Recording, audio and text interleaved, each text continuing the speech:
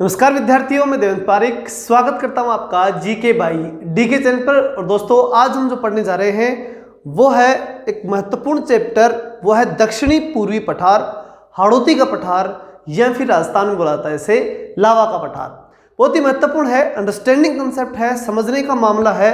अगर समझ में आ गया तो इसमें से प्रश्न गलत नहीं होगा। फैक्ट तो रट लेंगे आप वैसे भी, और मेरी कोशिश भी रहेगी कि आपको फैक्ट्स याद करवा दूं, लेकिन इंपॉर्टेंट चीज इसकी है वो है इसका कंसेप्ट। अगर ये समझ में आ गया तो पक्का समझ लीजिए इसमें से आपका प्रश्न सही होगा। चलिए आने वाले 5-7 मिनट में इसे शानदार समझते हैं। देखिए, सबसे पहली बात, राजस्थान के अंदर ये जो क्षेत्र है जो आपको बहुत ही डार्क रूप में दिखाया गया है, धौलपुर, करौली, सवाईमाधोपुर का एक छोटा सा हिस्सा है, बूंदी, कोटा, बारा, झालावाड़ और ये चित्तौड़ का कुछ छोटा मोटा हिस्सा, भीलवाड़ा का एक थोड़ा सा हिस्सा, ये सारा एरिया जो आपके सामने रखा गया है, ये पूरा पठारी क्षेत्र के अंदर दक्षिणी और पूर्वी पठारी क्षेत्र के रूप में जाना जाता है।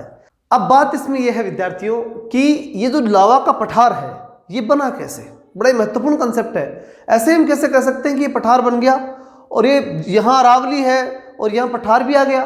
ठीक है, अरावली के पास तो पहाड़ पर्वत थे तो पर्वत चल सकते थे। क्या रीजन हुआ कि ये बन गया? बहुत महत्वपूर्ण बात यही है कि ऐसा क्या रीजन था कि ये पठार बना, और राजस्थान में इसी जगह पठार है। ध्यान से समझना।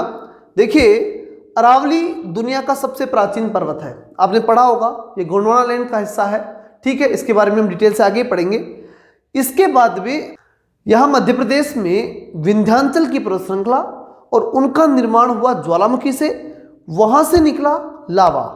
अब वो लावा निकल करके और वो आता है राजस्थान की तरफ। अब इधर जब आता है तो यहाँ कौन आ गई? अरावली।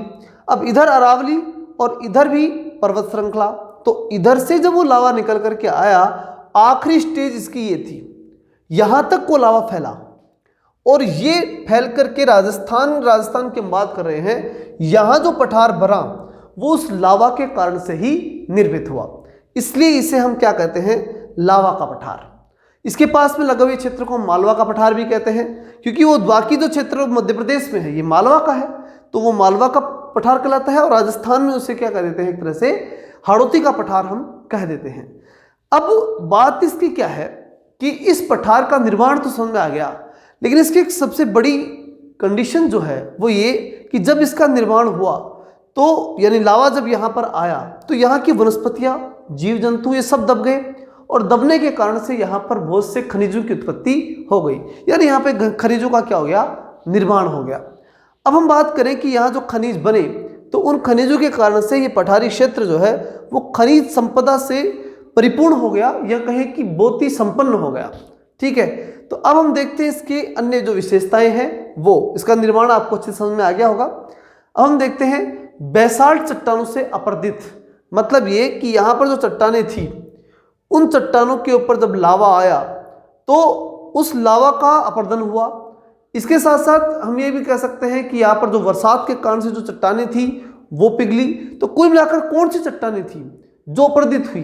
ठीक है, अब कुछ विद्वान कहते हैं लावा के कारण से और कुछ विद्वान कहते हैं कि बरसात के कारण से, यानी जो चंबल नदी है उसके कारण से और विभिन्न प्रकार की नदियों के कारण से, जो भी है। लेकिन जो अपर्दन हुआ वो अपर्दन किन चट्टानों का हुआ? तो बहुत महत्वपूर्ण है। ये चट्टानें कौन सी? यहाँ पर बेसाल्ट चट्टान। दूसरी बात, मिट्टी। मिट्टी ये तय है, जब आप लावा को देखेंगे, लावा जला करके राख ही करेगा, और खुद लावा जब ठंडा होगा तो भी दोनों ही परिस्थितियों में यहाँ मिट्टी कैसी होनी है? काली। तो दूसरी बात ये भी हो गई कि मिट्टी कैसी हो गई? काली। तीसरी बात, क्षेत्रफल। क्षेत्रफल का ध्यान रखना अच्छे से। 6.89% क्षेत्रफल, लगभग 7% हो गया। राजस्थान का लगभग 7% क्षेत्रफल और उस पर लगभग 11% जनसंख्या निवास करती है। ये बड़ा महत्वपूर्ण कंसेप्ट है।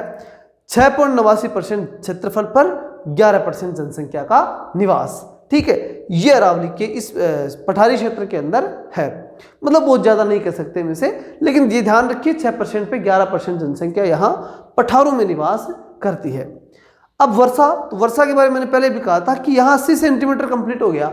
अब ये सर्वाधिक वर्षा का क्षेत्र है पठार, तो ये 80 से 120 सेंटीमीटर यानी राजस्थान में अत्यार्द्र क्षेत्र, जलवायु कैसी होगी यहाँ की, अत्यार्द्र, सर्वाधिक वर्षा प्राप्त करती है। ये क्षेत्र सबसे ज्यादा वर्षा प्राप्त करता है, इसलिए इसे क्या कहेंगे हम, अत्यार्द्र जलवायु वाला क्षेत्र कहेंगे।